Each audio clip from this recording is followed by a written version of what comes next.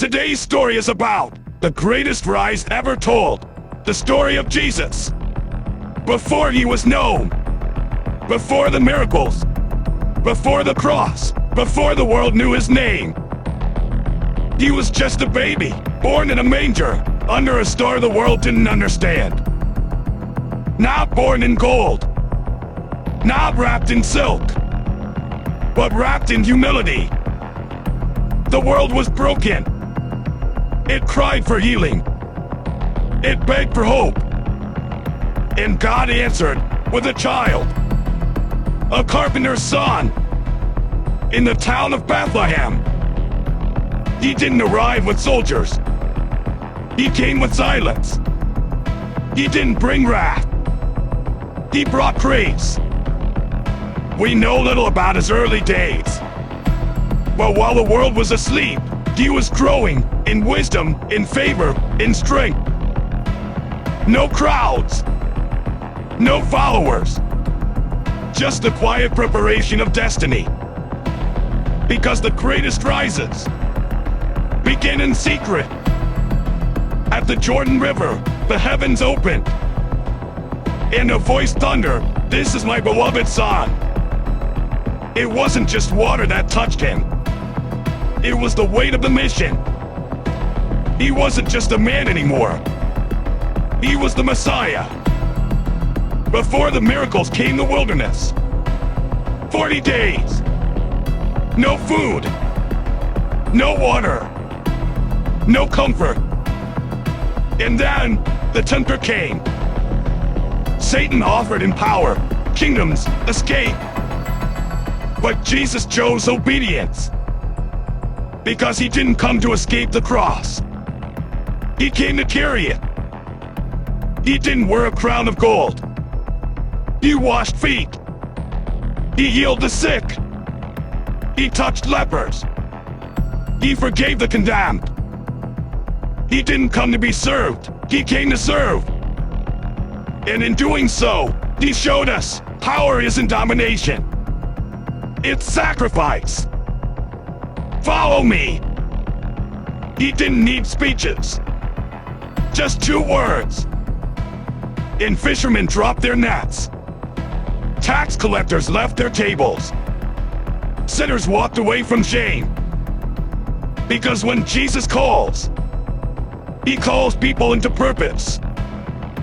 The blind saw. The lame walked. The dead breathed again. But his real miracle?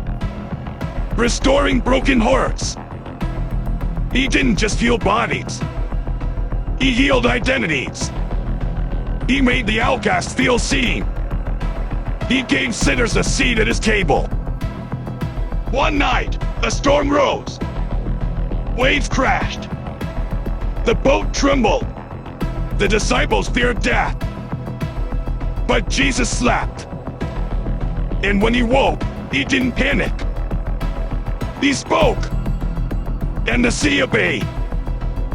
Because even the chaos knows his name. Crowds grew. Palm branches waved. They shouted, "Hosanna!" They thought he came to overthrow Rome. But he came to conquer something greater. Sin. Death. The grave. He loved them all. Even the one who would betray him. Judas didn't stab him. He kissed him. Because sometimes the deepest wounds come from the people we sit with at the table. Still, Jesus didn't resist. He surrendered willingly. He stood silent as lies filled the air. False accusations. Mockery. Whips. But he didn't defend himself. Because he wasn't trying to escape. He was standing in our place. They nailed him to wood. They crowned him with thorns. They spit on him. But he looked up and said, "Father, forgive them." He could have called angels. He chose to bleed. Because love is louder than pain. The sky turned dark. The earth shook. And the curtain tore in two. And with his final breath, he said, "It is finished." Not he was finished. Sin was. Death was. Shame was. Both fell dead. The tomb was sealed. Heaven was quiet. But in the silence, God was not done. Because the greatest comebacks start in the dark. Sunday morning.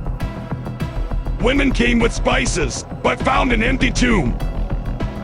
Angels stood where he once laid and said, "Why do you look for the living among the dead? He is not here. He has risen." He walked through walls. He showed his scars. He broke bread. He restored Peter. And he proved death lost. Jesus won. Love reigns.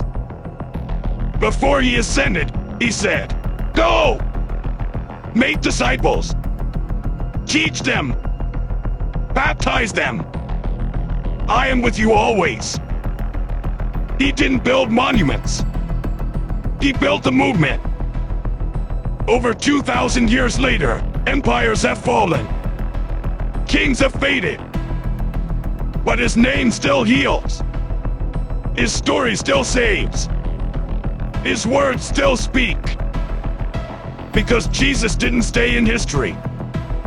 He lives in hearts. His first coming was humble. His second will be glorious.